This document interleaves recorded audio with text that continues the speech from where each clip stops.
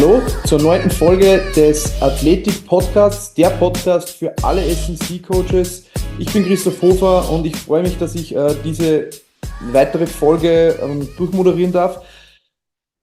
Letzte Woche ist sehr viel passiert. Wir haben zum einen ein super Webinar gehabt mit Damien Harper zum Thema Deceleration. Das ist eines unserer Vorbereitungswebinare, unserer Pre-Conference-Webinare für die Football Athletic Conference. Für alle, die mit unserem Konferenzenkonzept nicht so vertraut sind, es ist bei uns so, dass wir, sage ich jetzt mal, einen Schritt weiter gehen möchten oder auch gehen, wie alle normalen Konferenzen, bei denen man hinzuhören, raus, nach Hause geht. Wir möchten wirklich sehr viel Wissen vermitteln und wir möchten, dass die Coaches nachher wirklich etwas in der Hand haben, um in ihrer täglichen Arbeit zu unterstützt zu werden oder besser arbeiten zu können.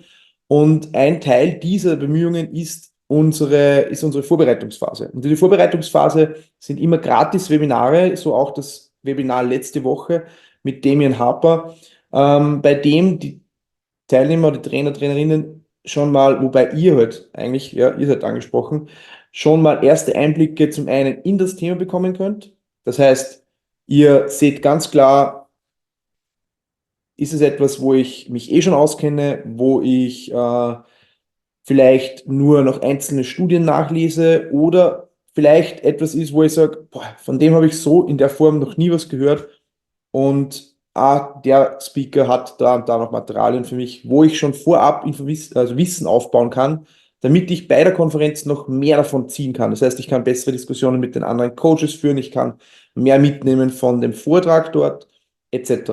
Also diese Vorbereitungswebinare, ganz wichtiger Teil zum Aufbau von Wissen und Skills. Und ja, Damien Harper, top Vortrag, hat über eine Stunde gedauert. Ein Punkt, der mir ganz klar in Erinnerung geblieben ist, dass er hat eine Grafik hergezeigt von den Schritten bei einem 180 Grad, also beim Abbremsen einfach, ja, also wirklich 15 Meter Sprint, ihr kennt diesen 505-Test zum Beispiel. Und interessant war, dass er gesagt, also im Graph ist ihm angezeigt worden, wie die über Kraftplatte drüber laufen. Das heißt, jeder Peak, wie stark bei jedem Schritt der Peak war, bis die Person gestanden ist. Und auf meine Frage hin dann, wie sich das Ganze mit Verletzungen verhält und ob es da Hinweise drauf gibt, ob man was man da sehen kann, abseits von Performance, hat er gesagt, ja, es gibt Anzeichen darauf, dass besonders bei Kreuzbandverletzungen die Sportler oft diejenigen sind, die in den ersten 2 Abbremsschritten, welche die wichtigsten sind für das Abbremsen. Das heißt, dort passiert das meiste an Kraftproduktion, dass diese Schritte bei diesen, sage ich jetzt mal, Verletzungen oftmals nicht so intensiv sind oder so viel Kraft aufnehmen sind. Das bedeutet, sie kommen mit mehr Kraft in diesen letzten Bereich des Abbremsen rein, bei dem es oft schon zu einer weiteren Bewegung kommt, das heißt zu einem Turn. Da reden wir jetzt nicht von einem Test, wo die gerade laufen und stehen bleiben müssen, sondern da reden wir von einer Pressing-Situation im Fußball, bei der der Sportler hinläuft oder die Spielerin und abbremst und im letzten Moment aber schon wieder eine Drehung machen muss. Und wenn in diesem Moment, das ist sehr logisch, ja, sehr viele Kräfte auf das Knie wirken, weil noch sehr viel Abbremsarbeit zu leisten ist, und dann noch ein Turn dazu kommt, dann kommt es natürlich leicht zu Verletzungen, als bremse ich in der geraden Ebene, ja, wenn es noch nicht notwendig ist, einen Turn zu machen, ab, so viel es geht und habe unten nur mehr leichte Kräfte. Das heißt, ich bewege mich eigentlich schon langsamer und viel sage ich jetzt mal, ja, nicht sicher, aber also viel verletzungsresilienter oder in einem Bereich, der halt nicht so gefährlich ist einfach. Also super Vortrag, hört ihn euch an, ihr findet die Anmeldung ist kostenlos, wie gesagt, auf unserer Website, einfach nur einloggen. Und dann könnt ihr euch dieses Webinar ansehen, bis die Konferenz am 2. bis 3. September in Dortmund stattfindet. Damien wird selbst auch dort sein, mitunter, also neben vielen anderen Experten. Beispielsweise, wir werden wieder haben Martin Boucher, der ja einer der Keynote-Speaker, oder zumindest auch bei unserem Workshop jetzt im März schon war. Dann werden wir haben aus der Premier League Sam Wilson von Arsenal. Wir haben den S&C-Coach von Newcastle, Nick Grantham. also zweimal schon aus der Premier League, wirklich Top-Experten in einem Bereich. Dann werden wir noch vom BVB zwei Speaker haben, den Alex Ulbricht und den Matthias Kolosche. Wir werden den Philipp Zimmer haben, der von der TU Dortmund ist, der sehr viel mit BVB selbst arbeitet. Das heißt, der wird über Epigenetik und Biomarker reden. Und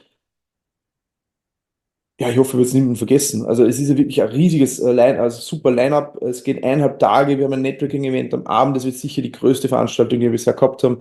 Und wir freuen uns schon riesig darauf, in diesem grandiosen Stadion in Dortmund diese Konferenz abhalten zu dürfen. Dazu auch gleich nochmal ein großes Danke an unsere Partner für diese Konferenz mit First Beat, Katapult, Adesso, die unsere Hauptpartner sind, Vault, Output, Act und Matrix. Danke, vielen Dank für die Unterstützung. Ohne diese Partner wären solche Veranstaltungen überhaupt nicht möglich. Und wir freuen uns immer wieder, so großartige Player in dieser Branche bei uns als das Vertrauen schenken. Genauso wie es natürlich super ist, wenn ihr uns das Vertrauen wieder schenkt und zu diesen Veranstaltungen kommt. Wir freuen uns, jeden von euch dort wiederzutreffen. Jetzt werden wir zum Hauptthema dieses Podcasts kommen und das muss ich mich vorab schon entschuldigen, wird auf Englisch sein, weil ganz klarerweise der Experte, mit dem ich mich da unterhalten habe oder gleich unterhalten werde, kommt aus England, Pete Burridge, Athletiktrainer bei den Bristol Bears, Rugby, und hat vorher schon bei Tottenham gearbeitet, hat bei Leicester City gearbeitet, also auch im Fußball, kommt auch selbst seine aktive Karriere als Sportler von da, aber eben schon sehr, sehr lange im Rugby tätig nun und ein wahrer Experte, wenn es um Speed, Agility, Eccentrics, Plyometrics geht, also alles, was diese athletischen Bewegungen angeht. Und der wird eben Ende Juni in Wien bei uns einen Workshop halten. Ich freue mich persönlich schon riesig drauf. Wirklich Top-Fachmann, ja. Also der, wenn es irgendwie die Chance habt, nach Wien zu kommen und euch diesen Workshop zu geben, nehmt das wahr. Ich kann wirklich das nur euch ans Herz legen, auch wenn es jetzt natürlich Eigenwerbung ist für uns, aber auch als Trainer, wenn ich extern wäre, würde mir die Finger abschlecken, dass ich das sehen kann, dass ich da dabei sein kann. Es ist ein kleiner Rahmen dieses Mal, das heißt, es sind nicht sehr viele Tickets verfügbar. Wir möchten das Ganze, sage ich jetzt mal, familiär halten, ja, also klein halten, damit man wirklich viel mitnehmen kann. Haben auch eine kleinere Location jetzt gefunden, die perfekt ist für die Umsetzung.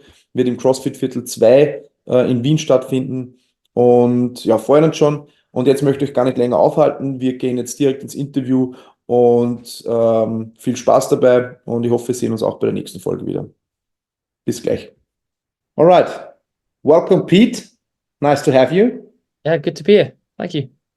Yeah, was looking forward for this interview for a few weeks, and more so looking forward to the workshop with you in a few weeks with exactly the same topic as our podcast today. It's about eccentrics and plyometrics. In your in your terms, it's rugby mainly, but as we all know, those are general training methods we can use in any sports, but I'm really curious about how you use it in your team, in your sports. And yeah, to kick this off, I think it would be nice for our audience to learn a bit something about yourself. So it would be nice if you could give us a short overview about how, what educational wise you did and how you came into the job you are actually doing. Yeah, so I guess start all the way from the top. So university, went to Loughborough University in England. Initially had dreams of making it as a professional footballer, but didn't quite get there. Then took an internship within rugby at Leicester Tigers Rugby Club, which sort of set me on the path of this is what I wanted to do, this is who I wanted to be. Then did an internship in football at Tottenham Hotspur, and then shifted over to Leicester City. Unfortunately, before they won the league and all the good stuff started happening. Then did a role at Exeter University just as a strength and conditioning coach, where I'd say sort of developed a lot more of my coaching eye and made lots of mistakes, spent a lot of time at the coalface, sort of working out who I was as a coach. Then came back to Leicester Tigers, worked there for 6 seasons in numerous roles from the academy up to the first team. And then now, I've been at Bristol Bears for 4 seasons, another rugby club here in England. And over the course of that time, probably maybe been pigeonholed as a specialist within speed, which is maybe where some of the interest in plyos comes about. But from working within rugby, which has a quite high demand on guys being strong and being fairly big, led me down the route of kind of learning a little bit more about eccentric training and the different variants of that. So that's where I guess I have another area of interest and spend a lot of time delivering a lot of these things and deciphering what works and maybe what doesn't. Nice. Thanks for the overview. When did you start coaching then? So S&C coaching, I started, I could probably say my last year of university. So when I was 21, but my mum and dad are coaches within field hockey and football. I did my football coaching badges when I was 16, fairly young. So like I knew that coaching was something I wanted to do. But then when it came to S&C, like I could kind of see how to set up what I needed to say, but I had zero knowledge of like, I could see something was wrong with someone, say squatting, but I didn't have maybe the knowledge of, okay, why would you have your toes out, or why would you need your knees out here? I just knew something wasn't right, and I could maybe set up a question, but then didn't have the knowledge. And so it took me many a year to sort of backfill the information there to develop the coaching eye as a lot alongside maybe the actual coaching pedagogy skill, I guess. Yeah, I think that's something you don't learn in university. You really have to experience that or find someone who is teaching, especially that. So I think that's something every young S&C coach needs to figure out. But that's what such educational programs are for, and such workshops are for. Getting an idea and some thoughts from coaches like you, who has a lot of experience in the field already.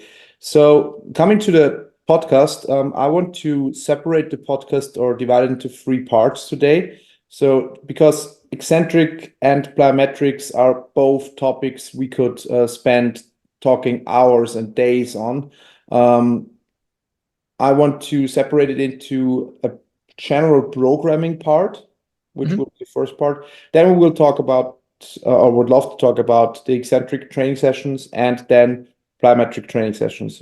So kicking off programming, that's a really general first question, but I think it will give some first information about how you think about those 2 training methods in general. So how does those 2 elements fit into your rugby programming? Yeah, so I guess probably the best way of describing this would be maybe describing the context of how we coach at Bristol Bears. So we look after a set player watch system. So we have multiple coaches who I look after 16 players. And so within those players, I'm in charge of their physical development. But within rugby union, there's sometimes quite a large spectrum of players, body types, and physical needs. So I've got one player who's 72 kilos and 5'7". I've got another player who's 6'7" and 125 kilos. So quite varied body types, quite varied need in terms of the positions they play. So within my 16 players, I then split them up into what I call focus groups. So I have a hypertrophy group, so a group of guys who maybe have a need for being a bit bigger, putting on some muscle size. I have a strength group who may be deficient in peak force. I then have a speed power group who they might be fairly strong and fairly big, but struggle to express it fast. And then a final group, which is a conditioning group, which is either the demands of their position or they're not meeting their demands in terms of their repeatability.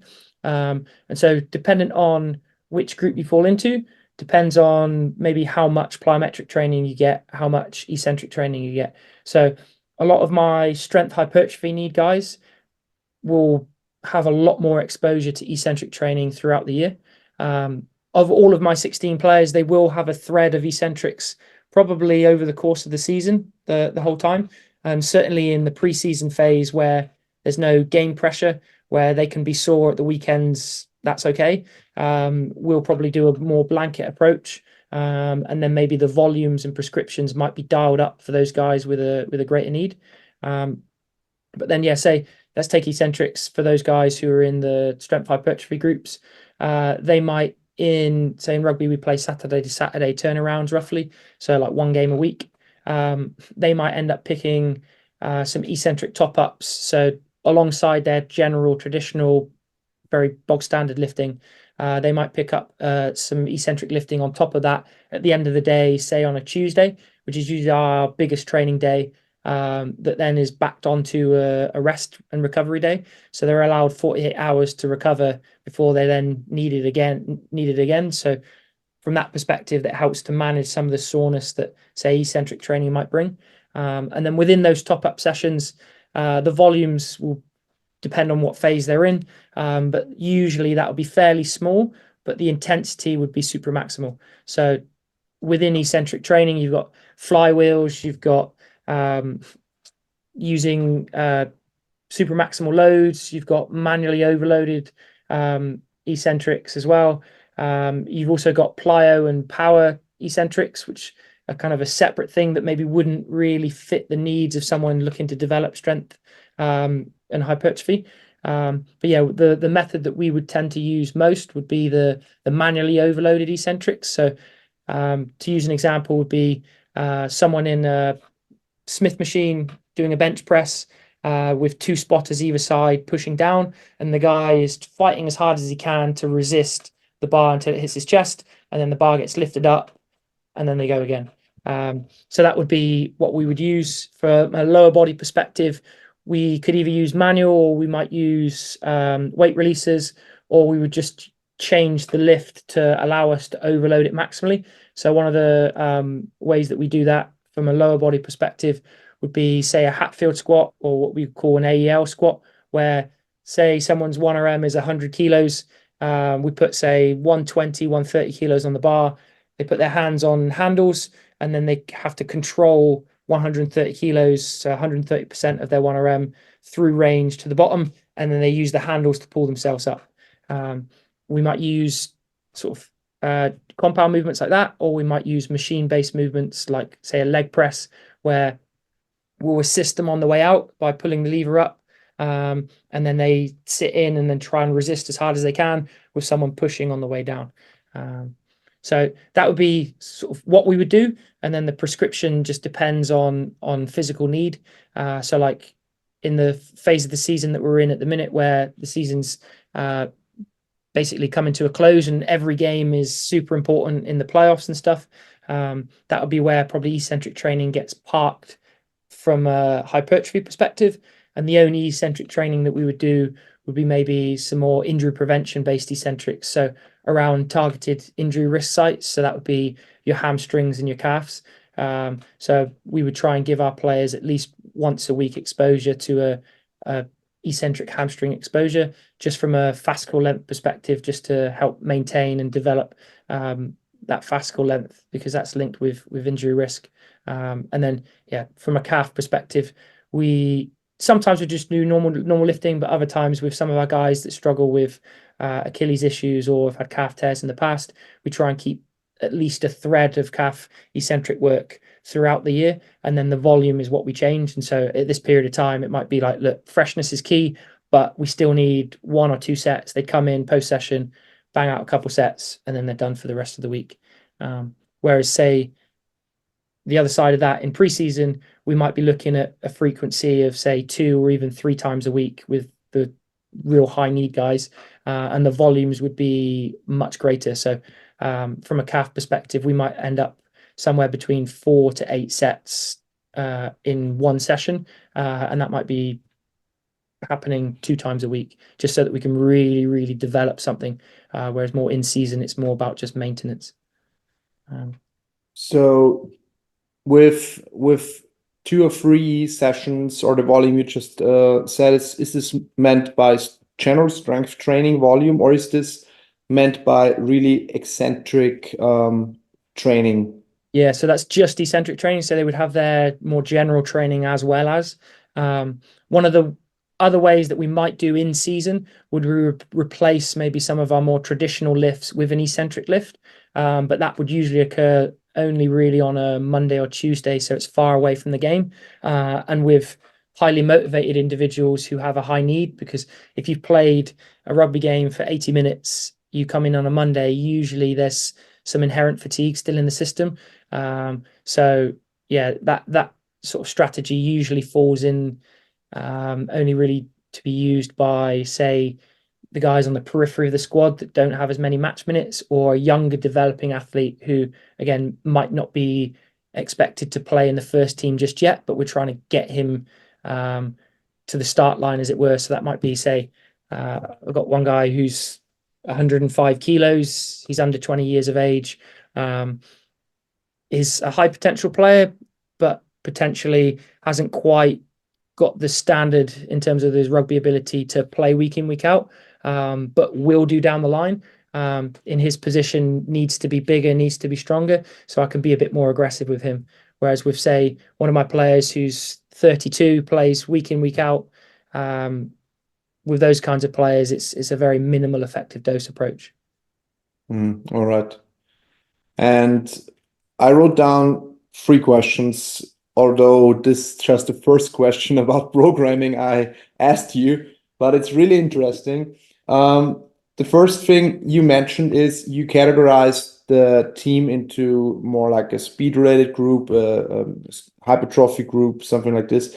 How do you, beside, I guess, positioning is a big part, of course, but we can keep that in the question as well. But how do you categorize someone, like in which group he should be there? Is it really individual look and position look, or do you go further by figuring out if this guy is like a power athlete and you can really increase this special skill more and helps him? Yeah, great question. And usually I would say I rely more on the art side than the science to decide the groups. And also I try and involve the athlete a little bit as well. So I ask them, what do you feel you need to work on the most? And sometimes that might be related to position. So I look after our scrum halves, who are probably the player position it's the most aerobically demanding. So usually, no matter what your capabilities are, your conditioning is going to be really, really important for you to be successful. And so I would tend to bleed most of them into that group. But you do have outliers where someone might actually be aerobically fantastic, and it's actually then almost like the toothpaste analogy of they're already very, very fit. If I try and expose them to more conditioning work, I'm squeezing the toothpaste tube, but I'm not getting anything more out of it. Whereas, say, I might work with somebody else who falls into that category, who's got a low training age or plays a position where they absolutely need to make large improvements. I can squeeze that toothpaste and definitely get improvements early doors.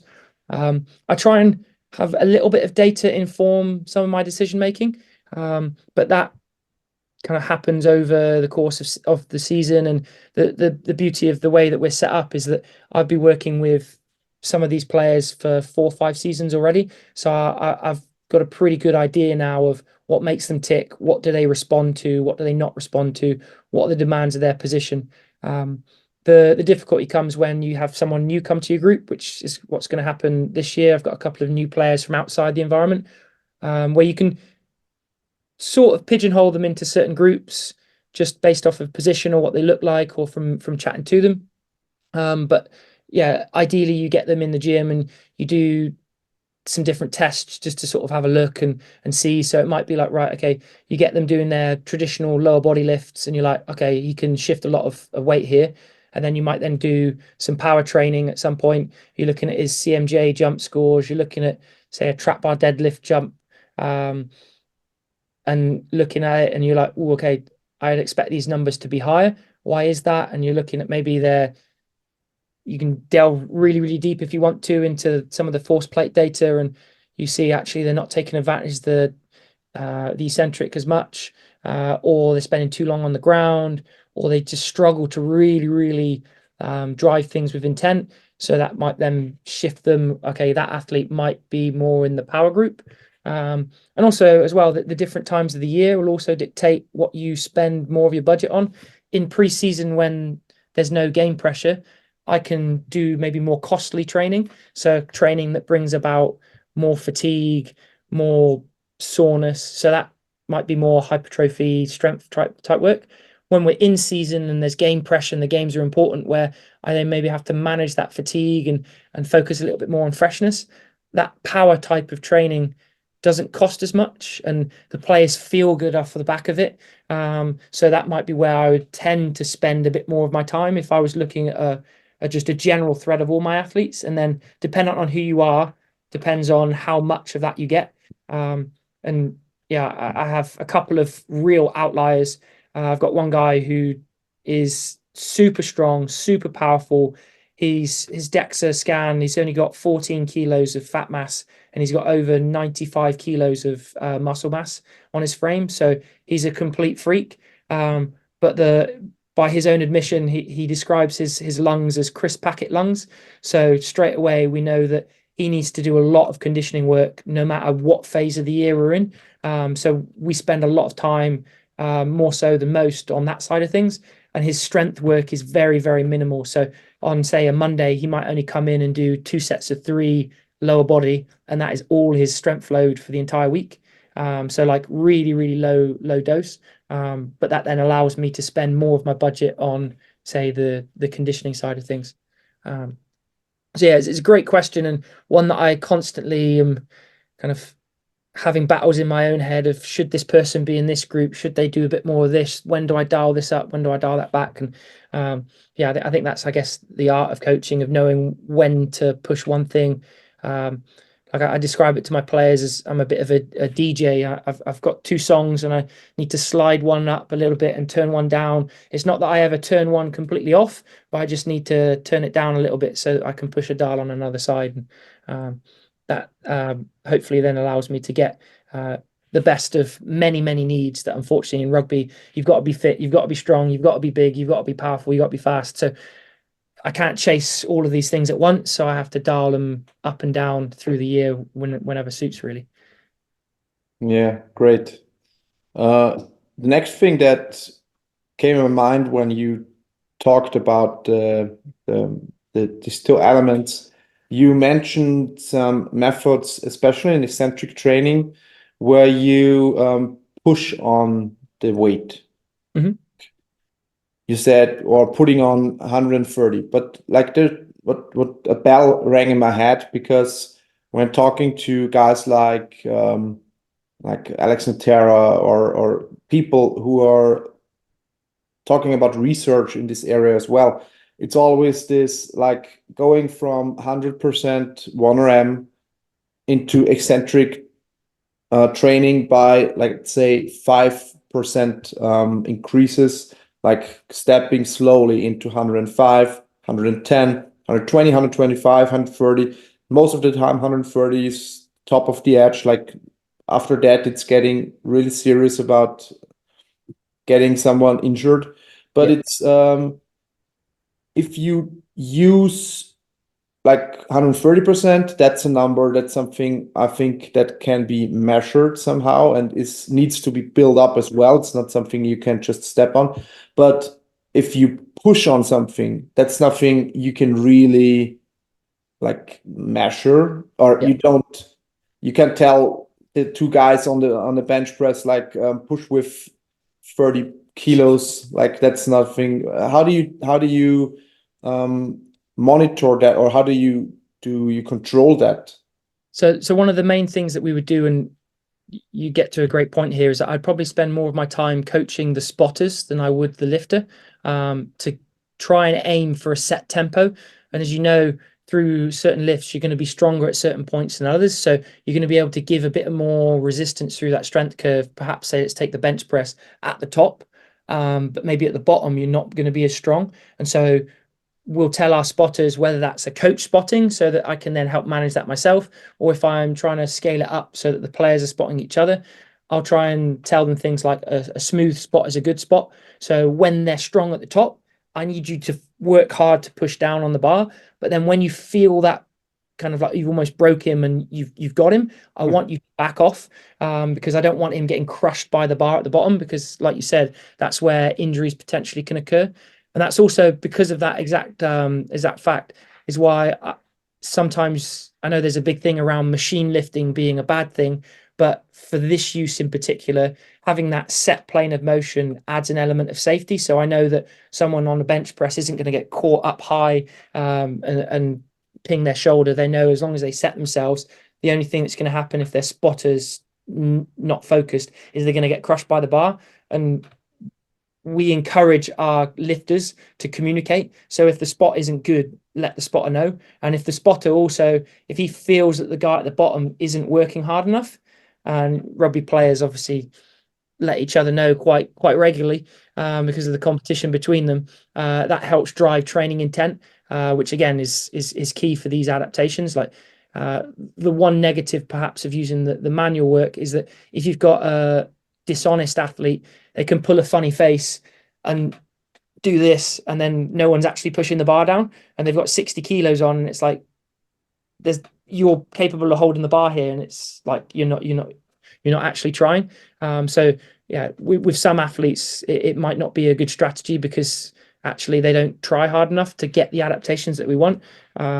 So from that perspective, then we would either just lift them traditionally, or we might do what we would call AEL lifting. So that would be where the spotters on the outside, let's take the bench press example again, the spotters on the outside push down, but they don't assist on the way back up. So there needs to be a set load on the bar that's light enough that they aren't so fatigued that they've got nothing for the eccentric, but it's not so it's heavy, but it also needs to be heavy enough that they get some adaptation on the way up. And you can play around with some of your loadings that enable you to kind of to drive that. Like a rough rule of thumb for say 3 to 5 reps is about 75% of your 1RM. But again, as a coach, sometimes I'll feel if I'm programming that for a guy, I can feel that sometimes they're struggling so much on the concentric, they've got nothing left to do anything super maximally on the eccentric. And so from that perspective, I might as well just leave them alone and put 100 kilos on and just let them rep out. So I have to make sure that the load is light enough that they can still give me something extra in the eccentric.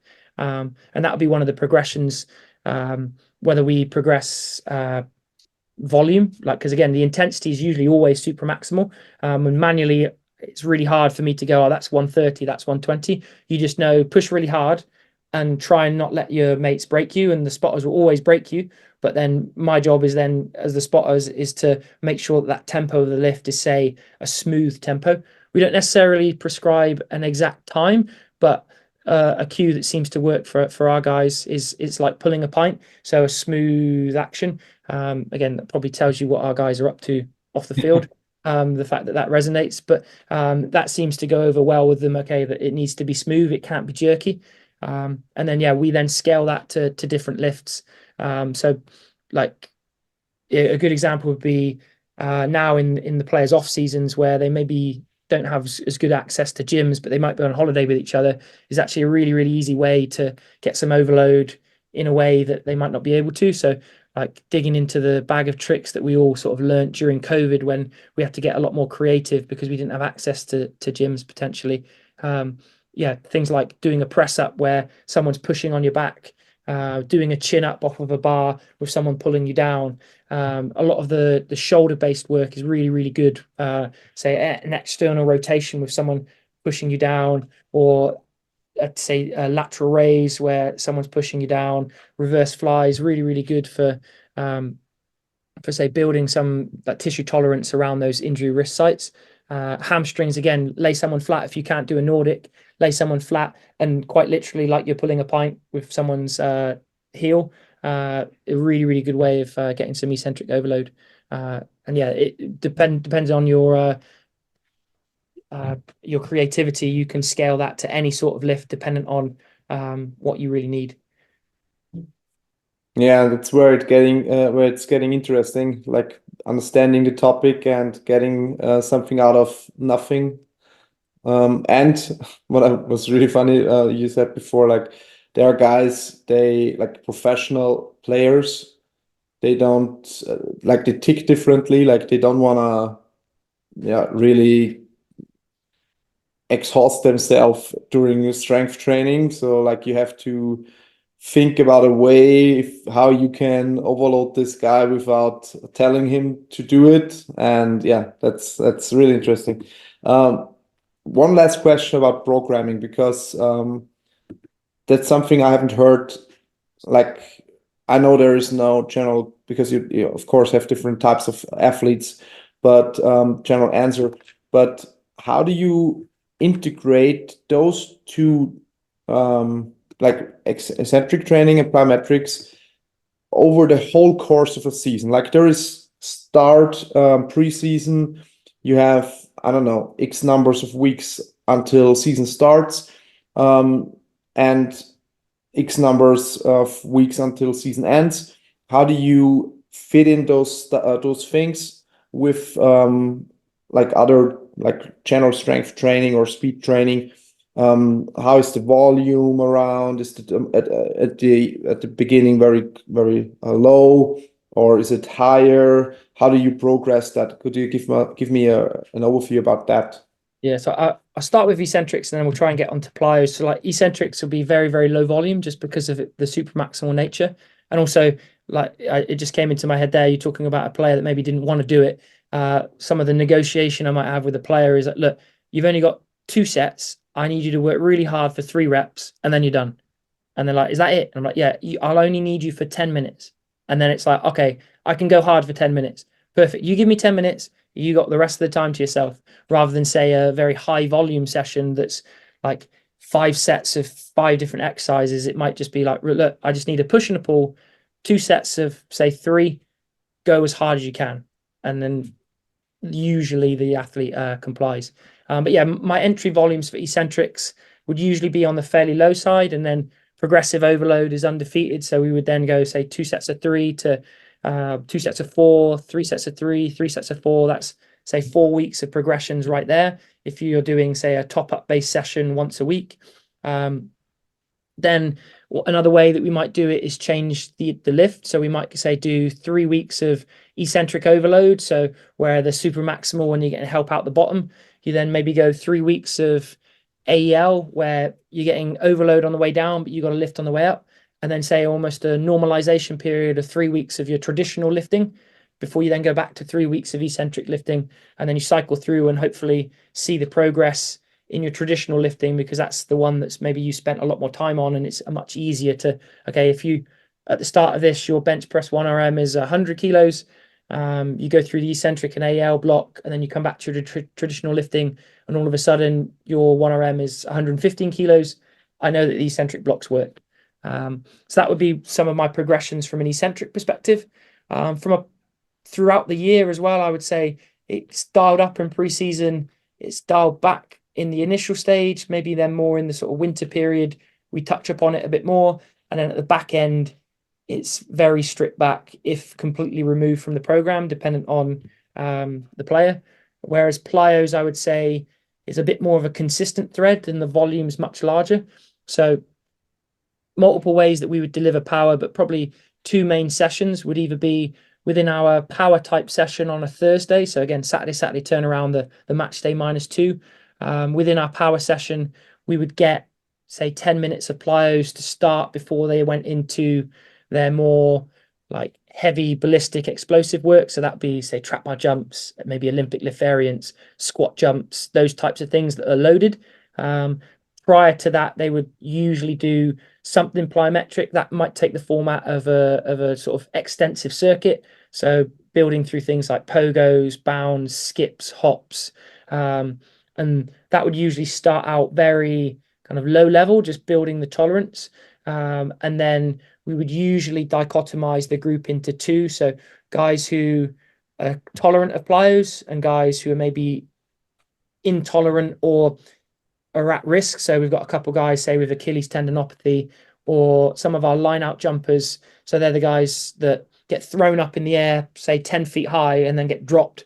Like their patellas tend to be screaming at them through large stages of the year. So that's where plyo volume can sometimes end up pissing off their patella tendons, and that then limits them on the field, which is a big no-no. Like you don't want your training to limit the training that really matters, which is the team training. So with those guys, it's like you usually take a more conservative approach where it's a lot more low level, where you're just building volume. You maybe give them a little bit more time to get ready. So they might have, say, a couple of sets of isometrics beforehand, just to sort of dull down that pain response, so that they can actually have some decent output and do things with intent. And then the other group, they're the ones who are all good, where you're trying to really chase development, where you're maybe trying to progress either the contact times to much shorter contact times, or you're going single leg, or you're dropping them from greater heights, so you're getting more eccentric load on the way down. But yeah, that would usually stay in the program most of the year, and then it might get dialed back from, say, 10 minutes to 5 minutes. So like from sets of pogos, we might be doing from 3 down to 2 or 1, and cycle through. And then in the other ways that we would develop our plyometric activities, or more traditional plyos, as say you see on social media, would be in our prep to perform. So prior to the session, we get, say, anywhere between 5 to 20 minutes to develop, say, speed, agility, and usually as part of that warm-up, we'll touch upon elements of plyos. These may have more of a direct link to sprinting. So some of the plyos that we use aren't necessarily like drop jumps or depth jumps. They may be more linked to sprinting, to hopefully provide context for some of the coaching that we would do in sprinting. So an example of that was, for example, might be doing, say, some bounding into some straight leg scissor bounds, because in the speed session that we're about to go into, we're trying to develop that fast contact time and ripping the foot off the floor. Well, doing a straight leg scissor, I want you to whip from the hip, so we're getting that hip driven action, but I want that foot coming off the floor much, much quicker. And so we're developing plyometric type adaptations already there around the tendon, around some of the neural adaptations, and around the like elastic recoil. But we're also, it's within the context of some of the sprint education that we're trying to do. So that feeds in quite nicely. Say they might do start the session, come in a few pogos, a few bounds, skips, but those skips are no longer just normal skips. There's like A skips, B skips, more sprint-based positions, into, say, some dribbles, dribble bleed, straight leg scissors, whatever we decide that is, and then go into, say, either some accelerations or some fly runs, max velocity runs, before they then go out onto the field and do their rugby session. So we probably get 3 exposures in the week that we could take advantage of. Certainly we probably get 2, because in the, say, the acceleration based P2P, we're maybe more focused on resisted speed and getting repetitions to get a stimulus there. But also one thing that within plyometrics is we got to understand is that, like, max velocity sprinting, the contact times and the forces are way higher than anything that you can expose them to in, say, a drop jump or in a bound or something like that. So max velocity sprinting is probably the best plyo that there is as a whole. So it's also making sure that you're giving them something that they need, and you're not layering on just extra volume of things that they're already getting either within the rugby or within your own prep. So I'd say probably we bias more of our plyo work to more extensive, just building the volume through multiple vectors, multiple planes. So we're not just going up and down, we're going left and right with some skater bounds.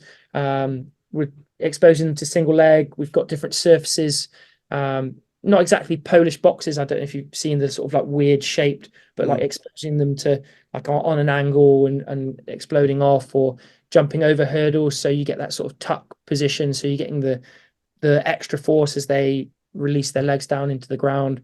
And yeah, we'll progress that up and down through the year, but it usually stay as a thread week to week for most guys. Whereas I'd say the eccentrics is more of a block based, where we're attacking this block, and then maybe it isn't a large part of the program for the next block, and then it comes in the block after. Nice.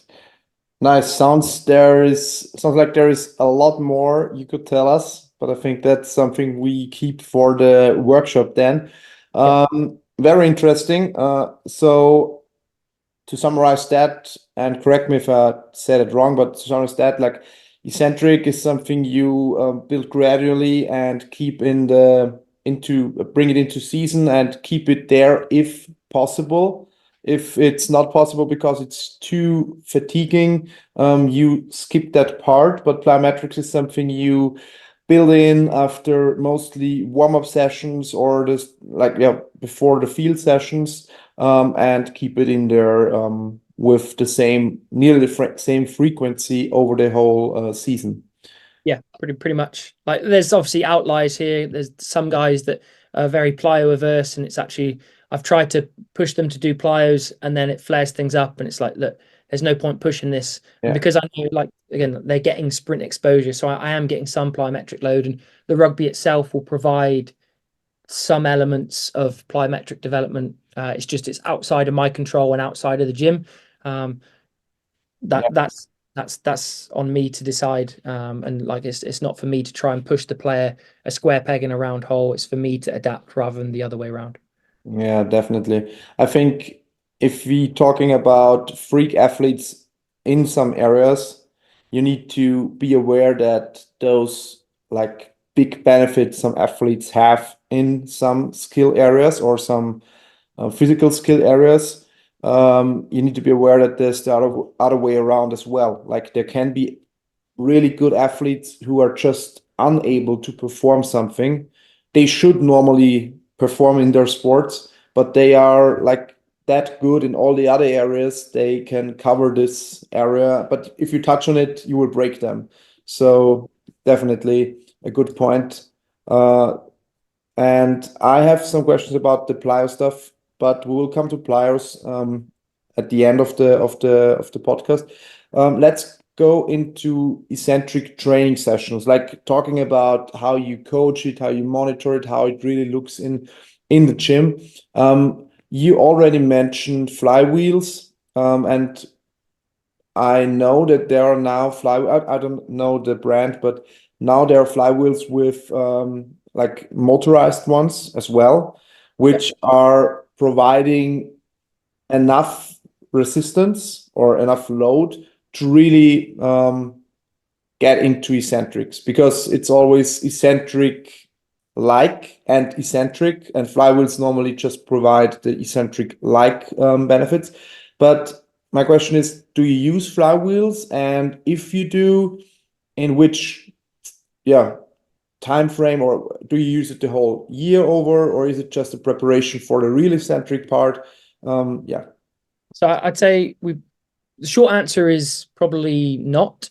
But as you touched on, part of the reason why is your more traditionally sold flywheel is a closed loop system. So what you put in, you'll get out. And so there's no real actual super maximal overload. And so you then don't really get those peak force adaptations at the top left of the force velocity curve that you would say with super maximal loading or manually overloaded eccentrics. But the motorized, like an assistance ones, that's where all of a sudden you will get more force into the system, so you can access that top left. So certainly with I haven't really had much exposure to using them just yet, but certainly they would be a lot more attractive to use for me because you're actually getting that super maximal nature. From my perspective, quite often when I've seen guys use them before, like the overload is usually in a very short range of motion where you're getting that jerk. So say, for example, they've thrown themselves up in a squat and they get almost sucked down for, say, 3-4 centimeters, where they need to decelerate the force that's within the system there. And then once they get through that range, they almost finish the load off and just do a sort of like body weight squat at the bottom before they rip back up. So like the overload throughout the range of motion is maybe a little less for me. And I know that I've been burnt a couple of times using flywheels in the past with a few athletes where they've sort of, with that jerk, they've like dinged up their backs a little bit. So I'm not averse to using flywheels, but my usage of them in more recent times in my program has been very minimal. But certainly, like, they do have a place, but at the minute in my current program, I don't use them too much. But certainly the motorized versions are a lot more attractive, because you can actually then gets you some of the adaptations that you might get doing some of the other variants of eccentric training. Yeah. And what type of exercise, or what exercise do you like? I guess you have some exercises in mind you think, or you know, that are most beneficial because they cover or they check a lot of boxes, like full range of motion or safety or whatever. What type, like what exercise do you really use for eccentric training, and which is like the best one for you? So I'd say our staples, if you're one of my athletes and we're going to do some eccentric work, again, take usual general principles. Your compound lifts tend to give you best bang for buck. But as I said before, the safety element needs to come into it. So from a pull perspective, we quite often use a pull down, and then within the pull down stack, we put a gym pin in. That's, I don't know if you've seen them before, where you can add extra load to the stack. So that provides a handle that the guy can lift the weight up and give you assistance on the way up, and then he pulls you down as you fight, and then you're locked in. So that provides a pretty good pull-based stimulus. But chins are another really, really good one. So they're probably our main two pulls. And then from a press perspective, our main one is a Smith machine bench press, again, just for safety. Although maybe our secondary one there is either an eccentric fly, so no equipment needed, just two spotters pulling you down to the ground, or an eccentric press up, where usually with our guys, because they're fairly strong, we'll put a weighted vest on them, and then the guy will have a 25 kilo plate and he'll push you down to the floor, and then you press up yourself. So they're probably our two main used push and pull. And then from a lower body perspective, probably our main one is our leg press. So we've got a myothruster leg press that's sort of a horizontal leg press with a swing arm out. So the spotter helps the swing arm get to the top while the lifter's in, and then he pushes down on the outside. That is probably our main one, alongside, say, the Hatfield variant, with a safety bar, just so that their hands are free. And then we also do a fair amount of like leg extension work, again, just machine, so it's easy. And that's a real good one in a rehab setting, as you're trying to build someone's quad bulk back from, say, an ACL injury. Again, you're able to really, really overload things there, and get guys working. And then the eccentric training that everyone forgets about, that everyone is already doing, is, say, Nordic training or RDLs. That's a staple of our program, and we'll use NordBoard scores to obviously profile guys and see where guys are weak and injury risk and asymmetries, etc.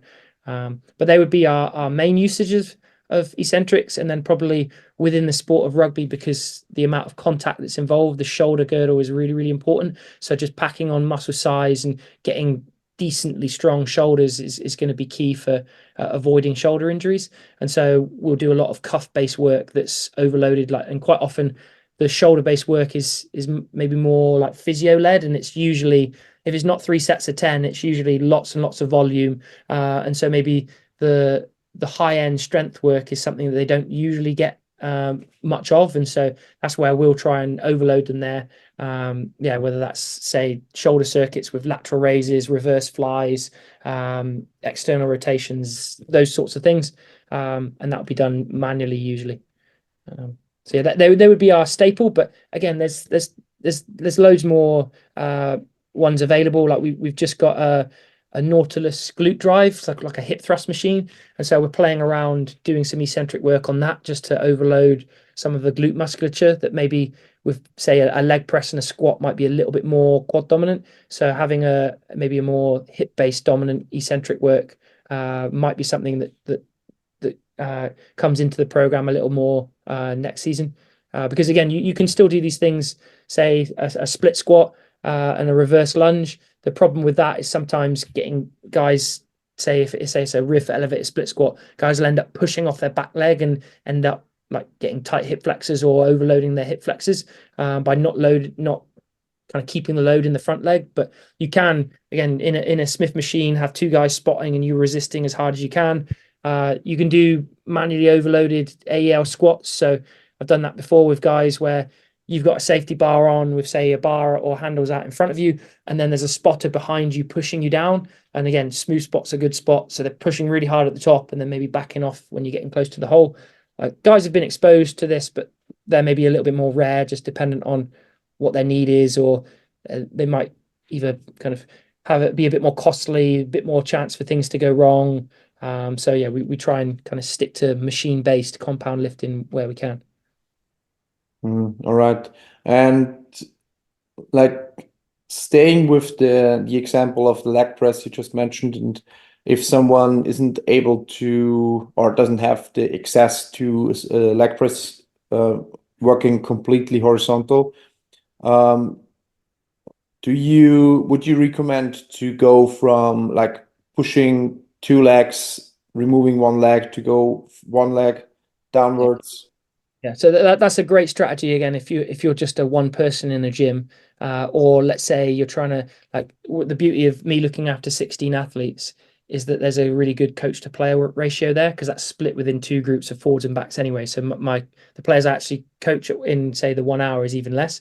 Whereas I know that a lot of coaches don't have that luxury. They might have 40 guys in the gym with one coach, and so you have to be a bit more reliant on the athletes themselves. So a 2 up, 1 down method is another great way of achieving that. So yeah, press the weight out with 2 and then bring it back in with 1 is a real easy way of, like, you can set that guy up and leave him be and go coach somebody else. You don't have to, say, resist them on the way down yourself. It's less labor intensive. So yeah, that's another great strategy to use to get overload. And again, you can then also, with some of the single leg variants, you can close some of the gaps, say, from an injury rehab perspective. Let's say you've got some atrophy because of being in a brace for 4 weeks or because of surgery, and you're trying to close that muscle bulk gap, or maybe there's a neural strength deficit that Eccentrics actually been shown to help with that. And I won't go into it now. I'll save it for the workshop, but I've got a couple of case studies with guys who've had nerve issues where we've been able to, by heavy uses of Eccentrics, bring guys back. Probably the flagship example, I had one guy inherited, it took him 3 years to get there, but he could only bench press 30 kilos on a dumbbell bench press, and now he's lifting 60 kilos on that side, just because obviously sheer bulk of training, but we were able to get that back much quicker just because of some of the overloaded eccentric work that we were doing. And that was quite specific to his injury. So he was doing lots of overloaded tricep work, overloaded chest, and mismatched loads dependent on his injury. So he was doing some single arm, more so on his injured side to his non-injured side, just to help close that gap. And then eventually we're at a point now that pretty much that asymmetry's gone, and yeah, all of those neural issues have gone, and yeah, he's able to lift like 60 kilo dumbbells. It's pretty good. Yeah, definitely.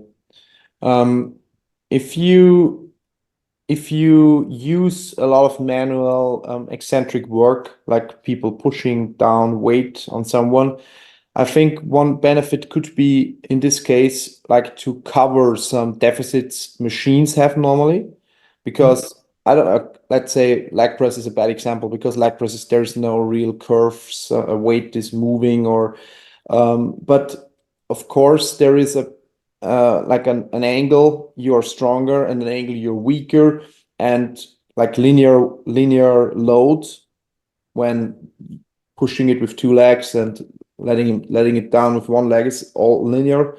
Do you think there's an advantage in this case to do the manual stuff? Is this something you have in mind, and this or might even do it because of that, or is this like a nice side effect of doing it that way? Yeah, so you bang on, like, through that strength curve, you're able to almost get more impulse in that area under the curve. So this is what some of the like, say, the pneumatic machines, some of the Kaiser based machines, or magnetic based machines are trying to get to, in that, like, obviously with gravity, like you said, there's going to be a linear curve where actually you're maybe biomechanically stronger at certain portions of the lift, and then once you reach that break point, gravity is almost heavier, even though it isn't. It's just that you're not biomechanically in a position to exert as much force. And so you can usually see, say, for example, in a squat, someone at the top might have decent eccentric control, but once they go past parallel or near parallel, it's much, much harder to fight and have good control at the bottom, just because of biomechanically where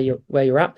So having manually overloaded, where it's graded and variable, you get overload throughout the entire range. So when you're strongest, you're still getting overload. And then when you're weakest, again, that overload is backing off. So you're still working almost maximally everywhere, which is what, say, the Kaiser machines are trying to do, where it's almost like a smarter strength curve, where, yeah, you're being overloaded everywhere. And that's also where, say, lifting with chains and bands, that sort of dynamic variable resistance is trying to also recreate, is that, okay, the weight comes off when you're weak, and then it comes on when you're heavy, when you're strong, so that you get overload through the entire portion of the lift. And yeah, the manual way is just another way of achieving that, really. All right. Now, this brings me to my last question regarding eccentric training. If you do a lot of manual resistance or eccentric training, how do you progress or monitor any progress? Like, how do you figure out if those guys are getting enough load eccentrically to really get better in this area? That's the tough one, I guess, because you have to rely on the guy giving max intent. So that's down to you to motivate the player and make sure the player's honest with you. One of the ways is obviously as a coach to maybe jump in every now and again and feel like, when you're spotting them, like, oh Jesus, this guy, like, I'm having to work really hard here to spot him, shows you, okay, he's developed some strength. But certainly that's why I wouldn't ever really jump to a eccentric only approach, because it's more of a supplement to your maybe traditional lifting. And you've got your tracking of your traditional lifting anyway, of, say, your 1RMs or 3RMs, or you might do some like peak force isometric testing, whether that's like a mid-thigh pull or a squat based, or like Alex Natero run specific isometrics. Like you might then look at that as your surrogate measure of, like, okay, I've done this block of eccentric training, but in week one, his knee-based assist ISO was 4,000 newtons, and now it's 4,800 newtons. I don't know for sure that it was the eccentric training, but there's usually a few more clues there as well. And we're lucky enough that we would have guys being DEXA scanned 3-4 times a year, so we can actually look when they're MRI scanned at, like, are we putting that muscle bulk on in those places that we've targeted. And then, yeah, we would also then use some of our other based assessments to sort of infer that the what we're doing is working. But yeah, unfortunately, there are limited ways of measuring that. Like, there's certain things with strain gauges, and I know things like the Remaker that has like a strain gauge that you could attach to, say, a pull down, of seeing the amount of force that they're putting in. Back when I was at Leicester Tigers, we engaged with a university that built us a pneumatic leg press. So basically you'd get a set tempo, and no matter how much force you put into the leg press, it was coming in at X meters per second. And then you'd be able to get, say, a strain gauge or pressure gauge to work out how much force someone's putting in. So you'd be able to maybe go, right, okay, you're putting in whatever the scale was. Let's say it was an arbitrary scale out of 10, and they're putting in 7 arbitrary units of force throughout the range of motion. Right, can you get them to 8 units of force? Well, straight away, I know that they've put more force into the leg press. That's hopefully going to bring more adaptations.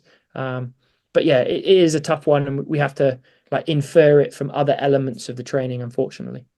So you always need to be aware of all the like the bigger picture and all the like improvements in all the other areas. Yeah. And yeah, so figuring out if there is an eccentric part that helps. Yeah, and that's obviously where, like, the art is even with your strength assessments, you can go, okay, his numbers have gone up here, he's lifting more weight there, but the ultimate question is, has it even transferred to the field? And as we know, sometimes you can get someone better at lifting, but it hasn't transferred to the field. So it's important that you get some of those transfer based activities to give yourself best shot, and also making sure that the technical tactical training you're doing is specific and specific to your game model and the way that you want to play the game, so that hopefully you give your guys best shot to put the Formula One car that you've worked on in the gym and tuned up. You give the best shot to when it gets out on the track to actually ride, and that's down to the driver, I guess, as well, which is, again, comes down to the rugby training. And are they learning to put themselves, and let's say you've improved their quad strength from eccentrics, are they being able to decelerate better? That might be something that's a little bit more crossed over to the field that we might deal with in those P2P windows, and I can maybe even work that out from say using the 1080 and doing some assessments there. But then that still doesn't necessarily mean it's transferred to a specific rugby action. But then I might be watching a defense drill where there's maybe more deceleration, where they're able to bleed off their speed, drop their body height, and live low. The coach is telling me that the player seems to be better at doing that. I still don't know absolutely that it was the eccentric training, but I know that there's a lot of clues there that something that what they've worked on has been able to have transfer to the maybe more skill-based activity that they have to perform on the field. Yeah, so you never certainly know. It's always about understanding and figuring out. Yeah, definitely. Otherwise, anyone could do it if it would be that easy, reading numbers. Anyone that tells you that they know with certainty is lying to you. And again, I've had enough years of experience now to know that, like, we're only able to infer at best, and it's a educated guess. And yeah, having sort of the same way, having evidence-based practice, but also having practice-based evidence. So, like, yeah, we can take the stuff from the research that shows X, but like, we need to be able to be at the coalface and have practice-based evidence of case studies of people that we've worked this sort of training with and where we've seen improvements. But even with that, there's a few jumps that we make, because again, it could just be that the rugby training, that they're much better at getting into the body position that they need there, and they've learnt the skill, and it's got nothing to do with maybe the physical capacity that underpins it. It's just they've got better at the skill, and I'm just trying to fight to say that it was my thing that worked, when in reality it could just be the coaches. So Yeah, definitely. tough one. Yeah. Let's come to the last part, and this will be a very short one because you already answered most of the questions I wrote down by talking about how you deal with plyometrics in general. So, but one question, or the first question I still have is, like, when it comes to plyometrics, what is the most important part for you? Is when, like, in terms of intensity, progression, volume, maybe the type of the exercise, or rest in between sets. Yeah, what is the most important part in your program? I'd say the short answer here is great question. Not really sure. It depends. But I'd say probably, if on reflection at that question, I'd say maybe the consistency. Because when plyometrics, or the thread of plyometrics, comes out and then you reintroduce it, that's usually where you get flare-ups. And I've been burnt by that in the past, where I've been asking guys to jump back into plyos without thinking of, okay, should I build a bit of a progression before I'm asking them to, say, do really high intensity plyos? So one of the ways that I've combated that is quite regularly I'll keep a thread of monitoring in. So we tend to use the RSI 10.5, so like 10 hops as max as you can on a force plate. So that gives me a little bit of data to see how guys are progressing from a reactivity or stiffness perspective from some of the plyo work that we're doing.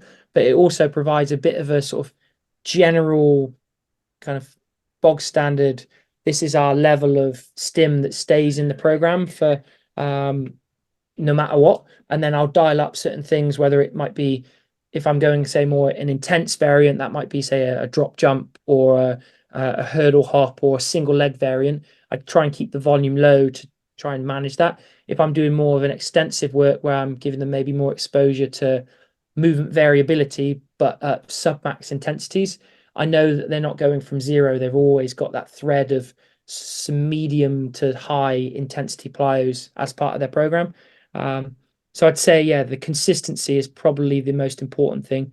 And that then also bleeds. I know I've said that, like, sprinting is probably the most important plyo that there is, we'll use our GPS that tracks the guys to make sure that they're getting regular weekly exposure to max velocity. So we'll look to get at the very least one exposure above 90% of max velocity a week.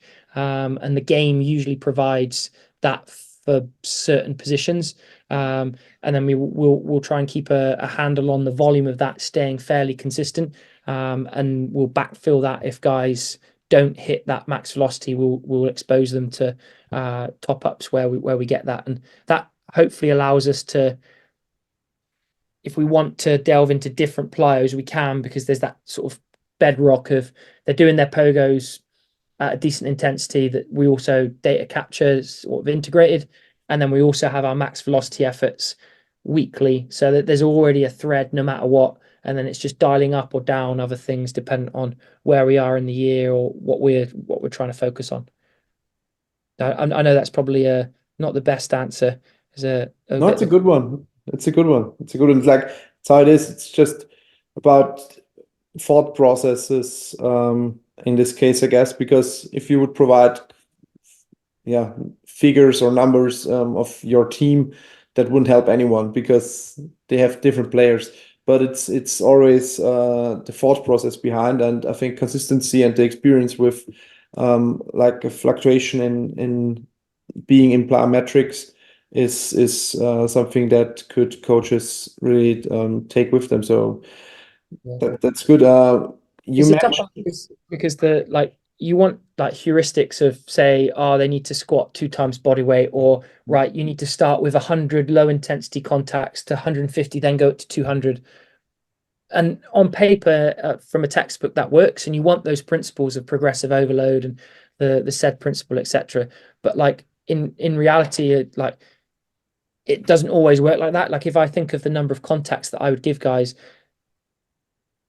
it probably varies from just what I deliver from 40 to 300, which is like so hugely apart. And then what's the intensity of that? And then that also, how much rugby training they're getting and how much ply load are they getting there, that I don't even control. It's quite hard to have those hard and fast rules. And I think one example I have of where I know that you can get it wrong is when you go in too hard from doing nothing.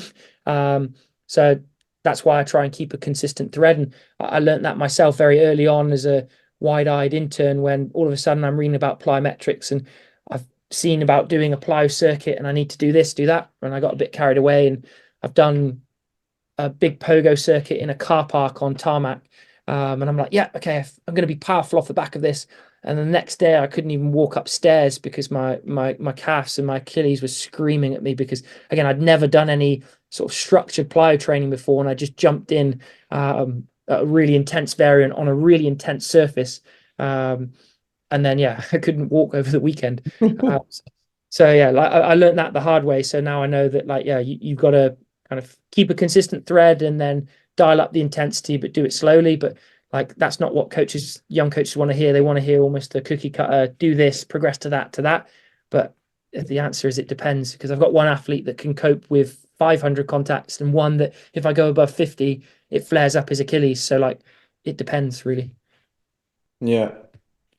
And my next question here is, do you see like a big progress over seasons when it comes to like you building up this capacities in plyometrics? They like are able to jump over a hurdle X centimeters high, keeping a good stiffness in the ankle, and season is finished. Everyone goes to holidays and gets back. Is your experience that you can go higher and higher over the years, or is this something like you achieve with most of the players a certain height or a certain performance in plyometrics, which will then like decreases over the season a bit with fatigue, and you start again at the same point to hit the same number at the end of the next season again? Yeah, you've kind of hit the nail on the head there. Like in pre-season, usually when the rugby game load is low and the amount of physical work you're doing, you usually see larger improvements. And then in season, dependent on the rugby load and the training load, you can actually almost aggressively trying to maintain and fight that decline, but that decline usually happens. And then it's like, right, okay, can you decline into your off season at a higher point than you started your last off season? And then we just over seasons, hopefully growing that. But then you've also got injuries that play a role. As say you look after someone for 4 years, they have a legacy effect of potentially affecting either your ability to do the plyometric training or your output of being able to say have an RSI of 3 point whatever and be tolerant to X number of contacts. So depending on the person, depends. So like I might have an aged athlete who actually is just fighting that downward decline, and if you can just hang on to some of your plyometric and reactive capabilities, I'll be happy. Where I've got another guy who might be a young guy who doesn't really play, where I'm a lot more aggressive with his physical work, where I'd be looking to make sure that those numbers are going northward. And if they're not, then I'm either looking at myself with the programming that I'm providing, or I'm looking at him from his intent in some of these things that he's doing off the field and within the training that I'm providing. So within my player group, you've got some guys that I'm happy if they stay the same. I might actually be happy if they've declined a little bit. And other guys where like I'm not happy if they've only improved by a certain amount. So yeah, another cop-out answer. It depends, and like I've seen some guys that I've made worse, and it's like they're not really the people that you put up in front of a group at a conference to explain. But hopefully at the conference I'll show some good case studies, but also maybe some of the bad ones to show that like sometimes you fail, or sometimes athletes get worse, but like they might be getting better at other things, and that's where. Like for example, if I'm making someone like if they fall in my conditioning group, they're doing a lot of aerobic training, they might not be doing as much power training, so they might not get as much exposure to some of the plyometric work, and some of those things might not be compatible either. So I might actually see a decline, but as long as I'm getting a far greater improvement in something else, it's a net win for me, because hopefully that then enables them ultimately. The big question that I'm trying to answer is, are they better at the rugby piece? That might make them more functional from a rugby perspective, even though say their plyo scores might not be as good. I'll take that hit, because actually they're able to be a lot more, their outputs are a lot greater and they're a lot fitter to play the game. I'll take that. All right. Yeah, thank you. I think we will come to an end. It already took, I think, a bit more than an hour, and I promised to keep it short. I'm sorry, but you got me going as well. The fact we've stayed close to an hour, I think, is impressive. I'm kind of myself that I've been able to be just about concise enough to keep it to an hour. So, yeah. For everyone who is interested in hearing more and really seeing those things we discussed in practice over 2 days, we're very glad to welcome you there in Vienna on the 29th and 13th of June. So check out our website or our link tree on Instagram. You will find the workshop there, and grab a ticket. It will be a very short amount of people there, so it's a really close group, so a lot of discussions. I think looking forward to a great workshop with a lot of individual problems solved, hopefully. And thanks, Pete, for the time for the podcast now. And yeah, see you in Vienna. And looking forward to it. Cool. Thank you. Yeah, that's it, champs. As always, if you have any questions, just text us, use the Spotify function, feedback function, and yeah, looking forward to our next episode, and wish you a nice day, evening, morning, whenever you listen to this. Bye.